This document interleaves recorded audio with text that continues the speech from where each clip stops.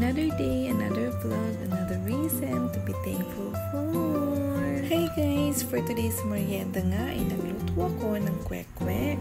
At dahil nga binigyan na naman ako ng tatay ko ng itlog ng pato at itlog ng manok, kaya naman ay naisipan kong gumawa ulit ng kwek-kwek. At dahil nga sobrang init talaga ng panahon ngayon, idaan na lang natin lahat sa pagkain.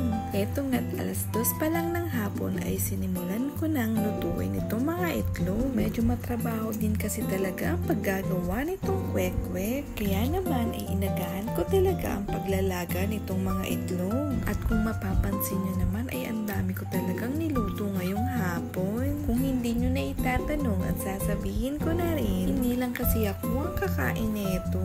Syempre dahil mabait na pinsan tayo, pinagluto ko na rin pati yung mga pinsan ko.